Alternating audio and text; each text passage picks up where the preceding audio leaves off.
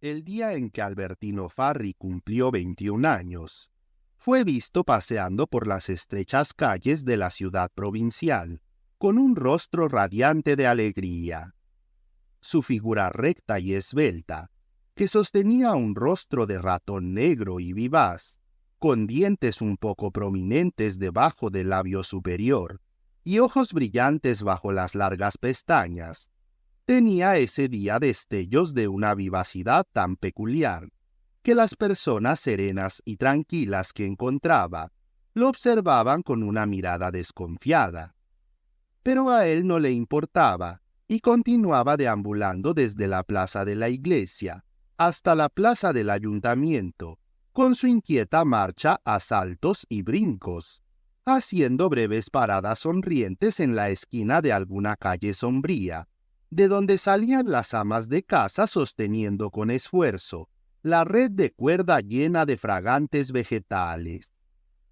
Debería llegar por aquí, reflexionaba Albertino por un momento, dando un giro vertiginoso a su ligero bastón de bambú con los dedos y escudriñando la calle sombría con su mirada aguda. Pero como ella no había llegado después de un minuto de espera, con un rápido giro y algunos pasos apresurados, Albertino se colocó en otra esquina para espiar con la misma impaciencia alegre si ella aparecía. Finalmente, ella apareció cuando terminó la misa cantada, entre los fieles que salían en grupos de la iglesia, entre el olor a incienso y lirios, y avanzó sola, vestida de azul oscuro, con un pequeño sombrero negro adornado con una corona de no me olvides, por la calle larga y desierta donde Albertino Farri esperaba ansioso. Cuando estuvo a pocos pasos, se separó con un salto y la saludó con una sonrisa tímida y audaz al mismo tiempo, colocándose luego, aunque no estaba invitado, a su lado y continuando el camino con ella. Ella frunció el ceño ante el repentino encuentro y respondió fríamente al saludo, escuchando ahora en un silencio un tanto desdeñoso las palabras perplejas del joven. «Qué contento estoy de hablar con usted, señora Ana María. Casi una semana que no la veía, y temía que se hubiera ido, señora Ana María». Insistía en halagarla con esos dos nombres unidos, que complacían a la joven esposa del médico, a la que todos en el pueblo llamaban más simplemente la señora Ana o la señora Montani. Única hija del conde del Balso, un caballero de antigua nobleza ya medio arruinado a la muerte de su propio padre, y que murió luego él mismo en una agonía miserable, con los alguaciles implacables a la puerta de su habitación moribunda. Ella se había resignado a casarse con el único hombre que había sido generoso con ambos en devota benevolencia y ayuda desinteresada, es decir, el doctor Montani, el médico de 40 años que había cuidado a su padre. A los 18 años, después de salir de un colegio religioso aristocrático, donde su nombre y su pobreza le daban derecho a una plaza gratuita, Ana María cayó en esa ciudad molesta y tediosa, donde su belleza y su orgullo le crearon alrededor la más desconfiada soledad, y durante 4 años fue testigo del deterioro de la cansada existencia de su padre, que todos los días pedía algo más para seguir adelante hasta el mañana. El doctor Montani, compasivo y bueno, pero también pobre y provisto solo de los recursos de su profesión, les llevaba el consuelo amistoso de sus palabras y el alivio de sus cuidados. Pero otro hombre subía de vez en cuando por el largo camino de la villa del Balso. Entraba en las pequeñas habitaciones del conserje, ahora convertidas en el último refugio del antiguo dueño, y, llevándose una firma temblorosa y retorcida del enfermo, dejaba en su cama algunos billetes de banco sucios y valiosos. Su padre le había explicado humildemente a Ana María que este hombre se había enriquecido ejerciendo la lucrativa profesión de usurero, después de haber arriesgado de manera menos astuta la prisión, bajo una acusación cierta, pero no lo suficientemente probada de falsificación en su juventud, y que a su muerte, el producto de la venta de la Villa del Balso apenas sería suficiente para satisfacer sus ávidas, pero legalizadas demandas. Todo esto ocurrió según lo previsto, y años después, una mañana de mayo, la condesa Ana María del Balso, convertida de manera más burguesa en la señora Montani, salía de la misa cantada con un vestido azul oscuro y un sombrero adornado con no me olvides, caminando por una callejuela semidesierta de esa ciudad provincial, escuchando bastante desdeñosa las palabras indecisas de Albertino Farri, quien le había estado cortejando tímidamente durante algunos meses. Y Albertino Farri era el hijo de Alberto Farri, el astuto usurero que años atrás subía de vez en cuando por el largo camino de la Villa del Balso, para dejar allí, mediante una apresurada firma de moribundo, algunos sucios y valiosos billetes de banco. La casita del doctor, ubicada en la carretera provincial un poco lejos del núcleo urbano, ya brillaba bajo el sol del mediodía, toda pintada a rayas rojas y blancas, cerrada en el cinturón verde de su jardín, y Albertino Farri aún no le había comunicado a la señora Montani el propósito por el cual se había puesto a su lado, acompañándola durante casi media hora de camino. Porque él ocultaba en la parte más íntima de sus pensamientos un propósito bien determinado, y, para lograrlo, primero debía hacer partícipe a la insensible mujer de sus sueños, es decir, la señora Ana María. Debido a un comienzo bastante nervioso, no había logrado dirigir la conversación hacia un terreno propicio para las declaraciones largamente meditadas, y, rojo por el sol y la ansiedad, continuaba hablando de cosas inútiles y vagas, lanzando de vez en cuando miradas inquisitivas a su compañera desde debajo de las pestañas. Ella le respondía con monosílabos sin mirarlo, yendo recta hacia adelante con su paso rápido y ligero de jovencita. A poca distancia de la casa, un inmenso pino extendía su densa sombra sobre el blanco deslumbrante de la carretera, y un rústico banco, construido para los descansos por algún ingenioso caminante, se apoyaba en el tronco áspero del árbol, invitando a los transeúntes a detenerse un momento en la frescura verde. Ana María nunca resistía la tentación de abandonar su delicada figura al agradable reposo de esa demora, antes de comenzar la breve subida que la llevaba a las puertas de su casa. Y también esa mañana se sentó en el banco rústico, al aroma fragante del pino silvestre, sonriendo suavemente consigo misma, con un pequeño suspiro de felicidad interior. Albertino se quedó de pie frente a ella, y tomó de ese suspiro la fuerza para expresarle su tierno sentimiento. Lo hizo sin gracia, con palabras y gestos torpes, pero con un fuego de sinceridad en los ojos y un temblor de emoción en la voz, que sorprendió a Ana María, quien se quitaba lentamente los guantes mientras él hablaba. Levantó de repente la cabeza y comenzó a observarlo con una atención entre compasiva y asombrada. «Le tengo mucho cariño, señora Ana María, que ni siquiera puedo decírselo sin parecer ridículo a sus ojos. Y sin embargo, absolutamente debo confesárselo, para no sentirme sofocado por la ansiedad cada vez que la veo, y morir de melancolía cuando paso 2 días sin verla. Hoy, no sé cómo, no sé por qué, He encontrado el valor de saludarla y acompañarla hasta aquí. Entiendo perfectamente que no le haya gustado, porque una dama como usted solo puede despreciar a un chico como yo. Pero tal vez no soy tan tonto como parezco. Me gusta leer y estudiar, y habría querido graduarme, pero mi padre no me lo permite, y quiere que me dedique a los negocios como él. A esa insinuación, la señora Montani bajó la cabeza y se puso a mirarse las uñas, que eran rosadas y brillantes como esmalte.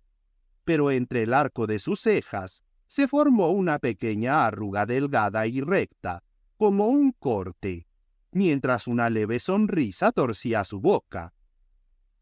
«Sé que la hago reír con mis tonterías, lo sé», continuó, mortificado Albertino.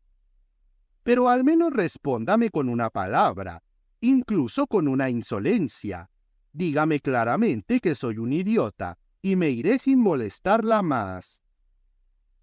«Es un niño», murmuró Ana María, sacudiendo la cabeza con una sonrisa de compasión suave, y se levantó para continuar su camino.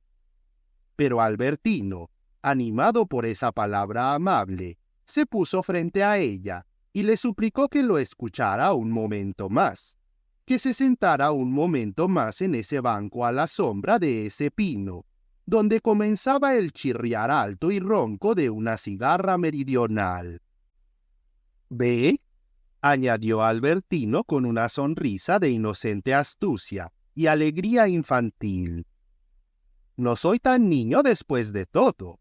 Justo hoy cumplí 21 años, y mi padre esta mañana me hizo un magnífico regalo». «Me alegro», dijo entre dientes la señora Montani, con una irónica burla, y vio pasar en su mente las firmas de su padre, alternadas con la sucia precariedad de algunos billetes. «Aquí está el regalo», le confiaba mientras tanto Albertino Farri, sacando con cuidado de su billetera un billete de 1000 francos y manteniéndolo extendido ante sus ojos. «Puedo hacer con él lo que quiera, comprarme lo que desee. Nadie me pedirá cuentas». Y lo manipulaba entre los dedos con una especie de avidez sensual, que en ese momento lo hacía parecerse a su padre, el usurero. Pero la mirada despectiva que la señora Montani le lanzó, sin responder, lo sacó repentinamente de su complacencia venal. Podría comprar 1000 francos de flores y enviarlas, llenar toda la casa de flores raras y preciosas como las orquídeas. Suspiró el joven sin convicción, pero con una voz y un rostro llenos de sentimiento. Ana María se levantó del banco rústico con una breve risa estridente. «Ahora es realmente un poco tonto», afirmó mirándolo a los ojos con una especie de alegre provocación. Estaban uno frente al otro, tan cerca que casi se tocaban, y Albertino Farri contemplaba de cerca, extasiado, por primera vez, el hermoso rostro soberbio de Ana María.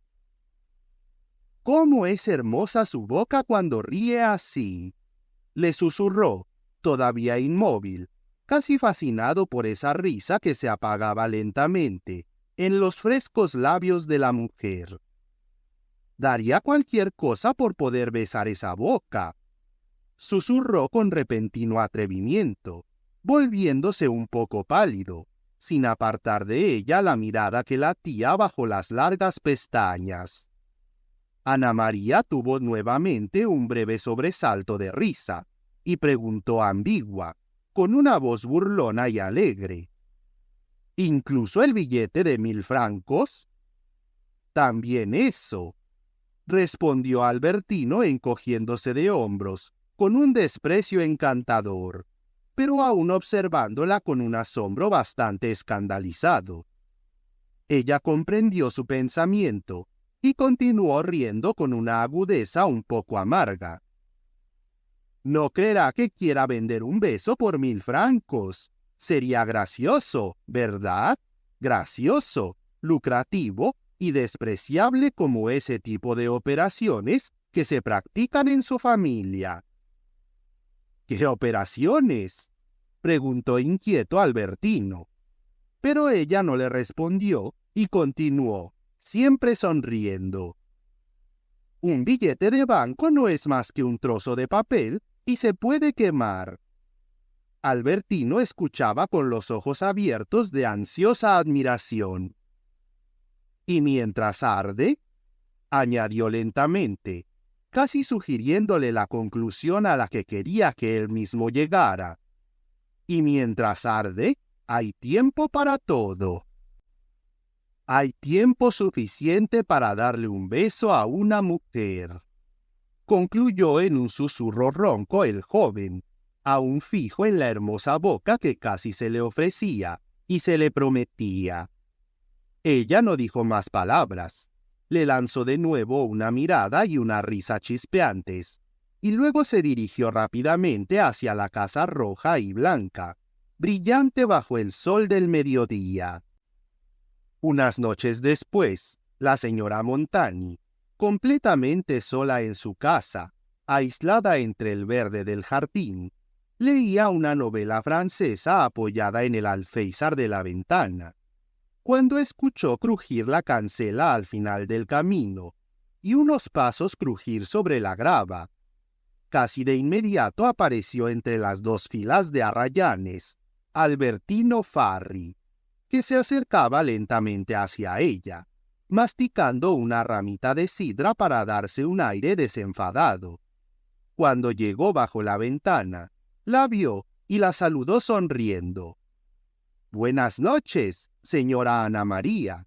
Vi pasar el carruaje de su marido y pensé que debía estar sola y aburrida, así que vine a hacerle un poco de compañía». «Nunca me aburro», respondió ella con su habitual orgullo, aunque pensaba todo lo contrario, y le tendió la mano desde la ventana baja. «¿Me permite entrar?», preguntó el joven cuando estuvo en el umbral del comedor y se sentó junto a ella. Miró la portada del libro, luego miró el rostro de la señora, que le parecía aún más frío y altivo de lo habitual. Sin embargo, después de dudar un poco, Albertino se atrevió a suspirar profundamente y a decir en voz baja: «También he venido para seguir su consejo de la otra mañana». «¿Mi consejo?», repitió Ana María frunciendo el ceño, como si no recordara. «Sí», añadió Albertino aún más bajo. «¿No lo recuerda? Ese beso que se puede dar a una mujer mientras arde un billete de 1000 francos». «Pero era una tontería», afirmó ella encogiendo los hombros. «Cosas que se hacían, que se hicieron en otros tiempos, por otras personas. ¿No entendió mi broma?». «No quiero que me tomen el pelo», exclamó Albertino levantándose. «Quiero un beso suyo al precio que le he dicho, y tiene que dármelo aquí, esta misma noche». Había sacado de su billetera su billete de banco. Lo arrojó con un gesto de desprecio sobre la mesa, colocándolo sobre una caja de fósforos.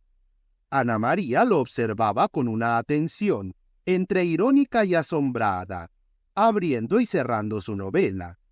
Le parecía imposible que ese muchacho, hijo de usurero, seguramente un usurero en el alma, que poseía por primera vez una suma que él consideraba casi fabulosa, fuera capaz de arrojarla así por ella, de destruirla en una rápida llamarada por un beso. La habitación terrena se llenaba de sombras, y, sintiéndose más valiente gracias a ellas, Albertino llegó silenciosamente a tocar con los dedos el cabello de Ana María, que no se movió. «¿No me dice que no?», le susurró temblando en el oído, y como ella seguía sin decir nada, se alejó unos pasos y se acercó a la mesa. Se escuchó el sonido del fósforo encendido. Se vio brillar la chispa roja. Luego, en la oscura gravedad de la habitación, una pequeña llama violeta continuó ardiendo lentamente sobre una bandeja de vidrio en el centro de la mesa. Era el billete de 1000 francos que se destruía lentamente. Ana María sintió en ese momento que 2 brazos convulsos de deseo se cerraban a su alrededor y que 2 labios ávidos de amor y frescos de juventud presionaban frenéticamente los suyos. Olvidó quién era y qué quería el que la besaba así. Pero cuando la pequeña llama violeta se apagó y se separaron con los ojos turbios y las venas latiendo, ella recuperó casi de inmediato, junto con su orgullo natural, el amargo recuerdo del pasado, confundido con un sutil y enojado arrepentimiento por el olvido presente. Entonces se levantó, encendió la luz, miró fijamente a Albertino Farri, y su mirada era la de una enemiga. Ahora que ha logrado su objetivo, puede irse y no poner un pie aquí nuevamente, le ordenó con voz baja pero firme. Él, todavía jadeante, se dirigió humildemente hacia la puerta. Luego se detuvo y le dirigió de repente su rostro de ratón lleno de malicia. «Me voy contento», le dijo sonriendo y señalando con el dedo extendido las cenizas del billete que aún humeaban en la bandeja de vidrio. Añadió: «¿Por un beso? Y por un beso como este, incluso si ahora me ve expulsado para siempre de su casa, valía la pena perder un billete de 1000 francos. Tanto más». Vaciló, calculó el efecto de sus palabras, la espió desde abajo y arriba, y esperó a que ella lo incitara a completar la frase. Ana María esperó un momento, mordiéndose los labios, y respondió fríamente: «¿Tanto más?». Y Albertino Farri, cruzando el umbral de la habitación, concluyó: «Tanto más porque ese billete era falso».